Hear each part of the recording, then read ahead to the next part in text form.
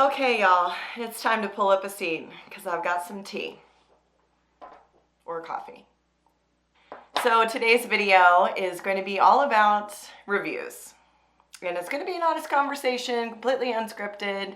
Maybe I'm just draking my feelings right now, but there's a few things that I just wanted to address and commiserate with you guys on. If you're new to my channel, my name is Ashley. Maybe this shouldn't be the first video that you watch if you're new to candle making, on a candle making journey, or just a small business trying to experience the highs and the lows of running a business and getting some marketing tips and tricks along the way. You've probably been guided into my channel and some suggested you should watch this, so I do hope you stick around. I am Ashley, I'm a serial entrepreneur. I create businesses and thankfully keep them going. And on this channel specifically, I've been taking you guys along on the journey with me of making and creating candles and then starting a business with it. So today's video, as I mentioned, is all about reviews. And I've really been putting myself out there for the candle making world. And when I say that, a lot of people follow me on my Instagram. A lot of people obviously follow here. There's some Facebook groups and whatnot. And I've always taken the approach of as much as I can share, I will, and put myself out there and be vulnerable in a lot of different ways. And I think we get a little desensitized to that because we're just like, oh, we have these certain expectations from people that are putting themselves out there or being like, oh, they want to do that. And of course, sure, there is definitely a level of like, I absolutely want to be a leader and be a sharer and all of the things. But there's also like another side to it that gets a little weird. And so two things have happened recently. One of them was completely, I don't think, tied to any sort of candle group or that I know of. I don't really know. And then the other is really tied to the candle community. And I just wanted to get your thoughts on it today. So I thought, why not make a video? Because that's what I do. This is two parts. One of them is just, it's all based on reviews, but the first one is based on Google reviews. And the second one is based on my website reviews. So it's a little more personal, a little bit more close to the cuff. And just as a full like pro tip, if you have a candle business or any business that you are watching this video on, because reviews are not candle specific, they're not niche specific, industry specific. Everybody eats, sleeps, lives, breathes off of reviews, most likely in some form or shape in their lifetime. Meaning I heavily rely on reviews because your girl wants to know if her jeans that she's about to purchase run true to size, are stretchy, or, you know, fit my body shape. Or when I'm on vacation, I want to know, do you really have the best cup of coffee? Like, I want to know that. And so I go to reviews. Also read reviews with a grain of salt. Sometimes there are these little keyboard wet bandits, I guess we'll call them, that just get a burst of energy behind the screen and they like to just kind of go off and be in their feelings on what reviews they feel like are helpful. And why I say I love reviews, but I also take them with a grain of salt. Like if I'm seeing that somebody's just simply having a bad day with a 1-star review, as opposed to somebody who clearly has an experience, but taking a professional and constructive approach to wanting to better a business, those are way different reviews and they have different weight to them. Focus on the Google reviews. So I have a My Business Google page, which if you do not have one, just take a pen and paper right now, and after watching this video, make sure that you are representing your business on Google My Business. That's another video, so if you have questions, leave them below. I'll try and help you guys with that. But, so I have a Google My Business account. So if, let's say, somebody in my area is like, I want a local candle shop, ideally my business is going to come up, one, because of proximity, but two, because I've used enough keywords and SEO on the back end of my website to let people know that, like, beep, beep, beep, I'm the target there. I want to make sure my target audience sees me. What that does is it has its own list of reviews. So if you have a Google account, you can leave a review. And it allows you to do things like you can do special offers on Google. You can do like all kinds of different things. You can also like pay for ads. Like if I wanted to be like the first on a Google listing. So let's say I search candle shops near me. Usually the first two are like an ad, and then the rest from there are not paid and just basically on rankings. Which is all really important because at the end of the day, when was the last time you went to the second page of Google search? Anyway, a couple nights ago, maybe a week ago at this point, somebody had left me a review.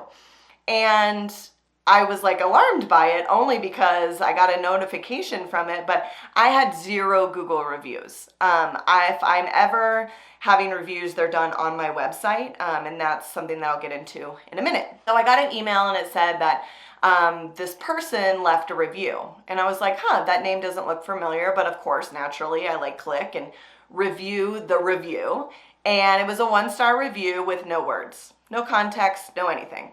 It was just 1 star, just hit it and quit it. That's what this person did. And honestly, my heart sank.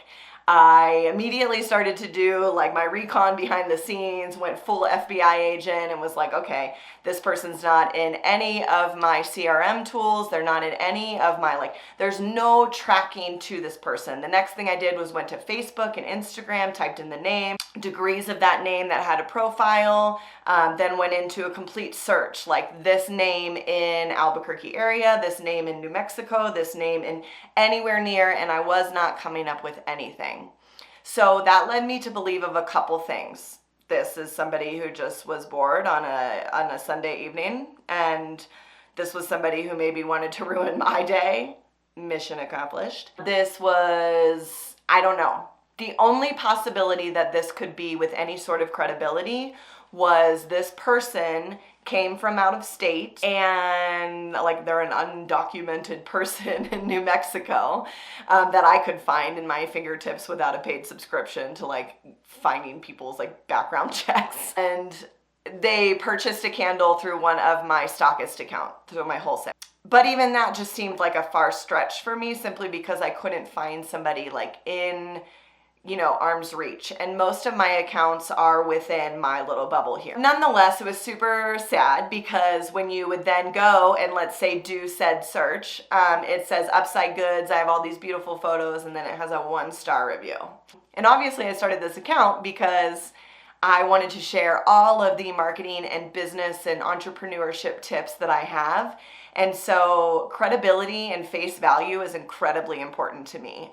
With my marketing background, first impression is everything. And I say that not to immobilize you. I say that to let you know the importance of what putting your best foot forward really means, and not cutting corners and doing things like that. And so to see a 1-star review, in my mind, I knew that it had nothing to do with me. It had nothing to do with my business per se. Otherwise, they would have left some sort of verbiage. But it just broke my heart to see Upside Goods 1 star. And I was like, feeling all my feelings. So I did go online and share with my following through Instagram and my personal Facebook page, and was very specific in saying, if you have purchased a candle from my business and you are so inclined to share your experience, positive or negative, please leave me a review. The community of candle lovers and friends that I have, and people who all verified purchases, went on and then left me a review and drowned out that 1-star review, which I am eternally grateful for. And here's the thing, I would have been fine with the 1-star review. Sure, it would have hurt. Sure, I would have cried, because that's what I do when I'm both sad and angry. Fun fact. But it would have been nice to have some sort of context. It would have been nice to have some sort of feedback that I could have worked on. Anything. And that's why I think it was an invalid, discredited review. And that's not to toot my own horn. That's part 1. So if you are a keyboard wet bandit, which I will call you, I used to call them keyboard warriors, but they ain't warriors of shit. So if you're just going and leaving blasphemy and uncredited reviews and all of these things, you're not my people. So maybe just stop watching right now, because we're not going to have a lot to talk about. But if you are a person that leaves constructive reviews, even if they're unfavorable, you could leave me a 1-star review and give me a ton of things for me to go munch on for the next 4 years of my life, which I guarantee is when I would ruminate on that, probably longer. I'd probably even bring it up in therapy, if I'm being honest with you. Second half of this is my website reviews. These I rely on absolutely heavily. 1, because they are prompted reviews, meaning that once somebody purchases on my website, there's a certain time lapse, I'm not really sure, I think it's like about 2 weeks, where after that period is up, I have a app on my Shopify website that cues or triggers, if you will, I hate to use that word, but it basically cues, that sends an email to that purchaser and saying, hey, you know, it's been a little bit since you purchased this candle. What do you think of it? Would you mind leaving a review? So on and so forth. So I don't get a ton of them, but I get enough of them. And I read every single one of them like 5 times over, just to make sure that I'm like understanding, getting it.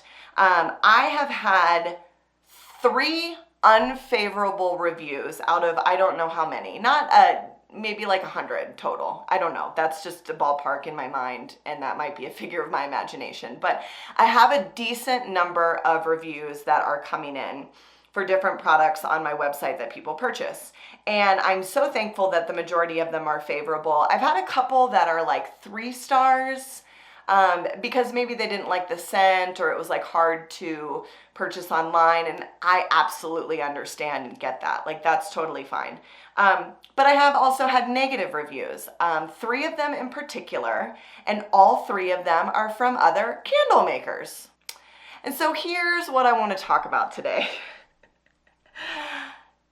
Other candle makers are absolutely allowed to share their negative opinions about my brand, about my product, anything like that. That is not my issue. My issue is not even the negative reviews. I take their feedback to heart. My issue is we are all in this community together. And I have been nothing but an open book and sharing and wanting to help guide and do all the things. And it is stressful making candles, making anything with your name attached to it that go out into the world.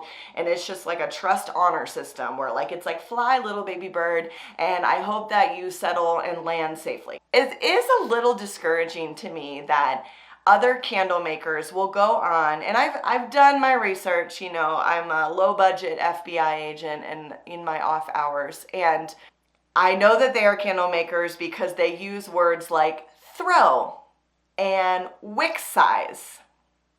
And that's not to say that the average candle connoisseur or lover or addict out there does not know these words, but the ways in which they are contextually placed in these reviews lead me to immediately believe, spidey senses, I'm going to search the Facebook group, see if these people are a part of them.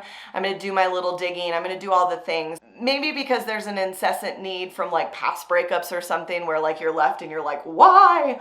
What did I do? And it's kind of like that where I need to like fill in the gap and maybe like make myself like self-soothe. I'm really getting into like all my therapeutic needs today, so I apologize. This is why I don't go off the cuff too often. My thing here is, if I have purchased candles from somebody else who I know is out there trying to make shit happen, trying to, you know, build this business and do these things, I would have a really hard time not, one, being constructive in a review if I felt so compelled to leave one, but 2, I would feel like a shitty person if I didn't reach out to that person behind the scenes directly with such constructive criticism to let them know, hey, I loved this, this, and this, but I just wanted to let you know A, B, and C. Maybe that's just where my wiring is different. Maybe that's where I have no problem with confrontation. Maybe that's, I don't even know. But I just feel like do unto others what you want done to you. And so I'm not on here crying wolf about I got a bad review. That's fine. That was your experience. That was what you wanted to share. I have refunded those customers since, and I will just call it a day. We can go our separate ways. If you're not happy, I don't want you to be unhappy, especially if it's on my accord.